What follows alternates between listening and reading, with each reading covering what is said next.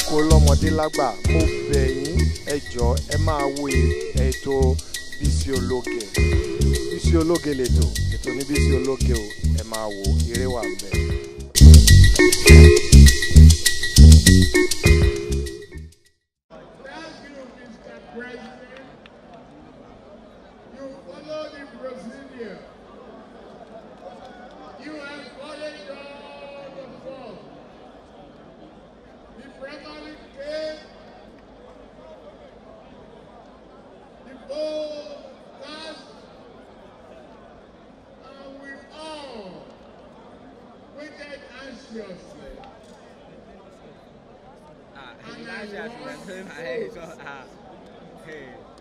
You did ask them to reverse it based upon my religion. You did ask them to alter it based upon my pride. You did ask us to change it because I was not from your village in Dara. You celebrated the victory with me and said to me, congratulations. Now you ask for the job, you are eating there. I said to you, nominate for me. God, exactly like I did to you in 2015.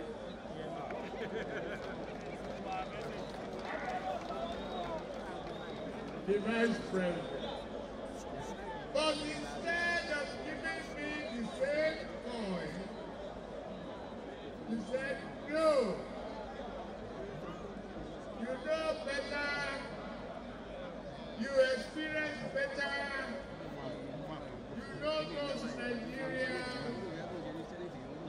You know who you want to work with. Go and search. If you have not done so, and bring one. You need gave me the courage, the confidence, and the reason that this country and your leadership, vision, and determination is for growth, independence of mind, and the capacity to think and perform. You encouraged me, and after that, I announced to you being my choice. I chose one of those most knowledgeable, very, very close, individual and independent in thought, attitude, capacity, and knowledgeability. He has shown perseverance. He has shown determination. He has shown grit at the time of challenge. The challenge came in form of Boko Haram and all of so. Kashim didn't flinch and didn't blink. He did face the challenge. We all joined in sympathy, in observation, and whatever little we can contribute. But he worked hard. He worked his heart out. He protected both Muslim faith and Christian faith. Stood with the children. I was determined to free those girls. We walked together, and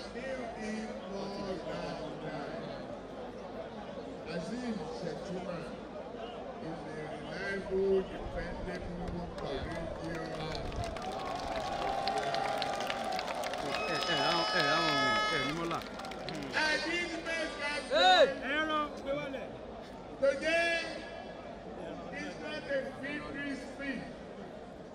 Today is a challenging speech. Challenging that I must lay at the foot of Mr. President. He is the president. You can have only one at a time. I heard loud and clear, and I can measure the level of confidence you have in me. As a distant country, thank you. In a distant country, Mr. President, Hey! go there of my characteristics and his faith and my capacity to do a good job as the President of Federal Republic of Nigeria. I thank him very much. Only he returned yesterday and said he must come to Lagos to attend this rally. And he is doing so. He never missed his word. He never lost his promise.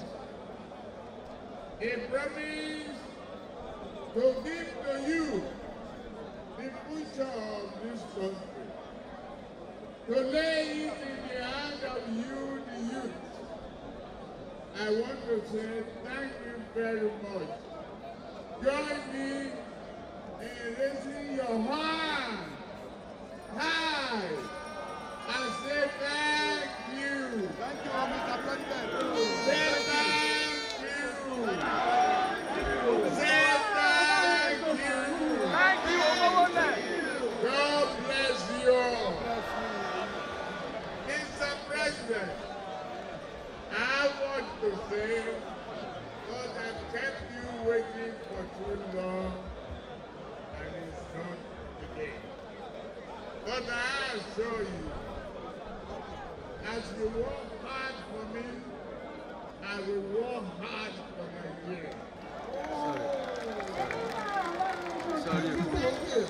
As you give Nigeria the hope to renew their faith in their country, I will sustain that hope. I will bring it to you. Those who look helpless today will be helpful in this country. All the agenda set in our program, Renewed Hope Manifesto, will be pursued diligently, vigorously with all our energy. Please bear with me. I have to thank you, majority of you, and Yoruba language.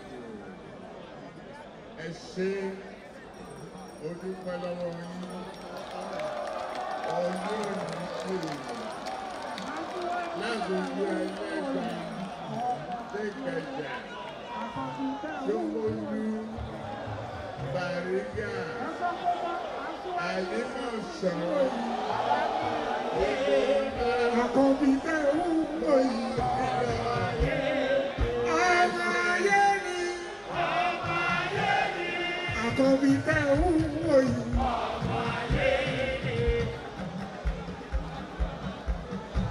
Jàǹsà tẹ̀ ṣe wà náà ṣe ti rí. Àkànbí ṣe wà náà ṣe ti rí. Ọmọ lọ́dọ̀ rẹ̀. Ọmọ lọ́dọ̀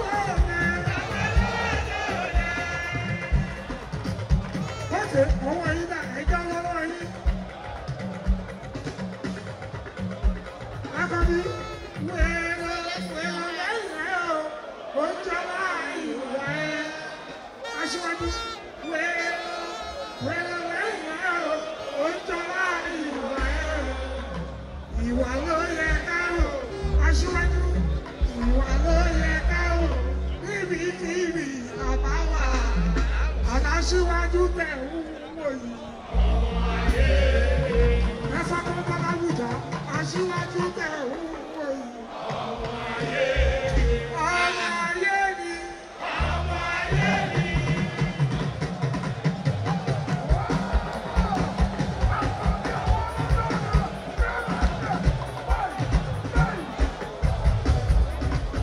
Aṣíwájú ilé àgùntàn ṣe é wúwo. Ilé àgùntàn ṣe é wúwo. Ta ló máa mọ́rò? Ojú ṣàgbọ́dá o.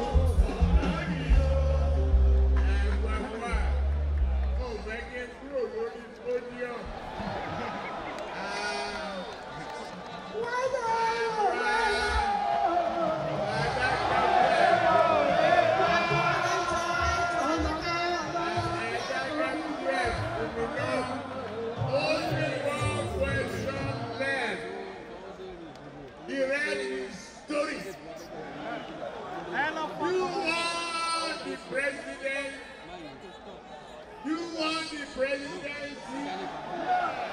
You want me to become president? You want me to win? Will you vote?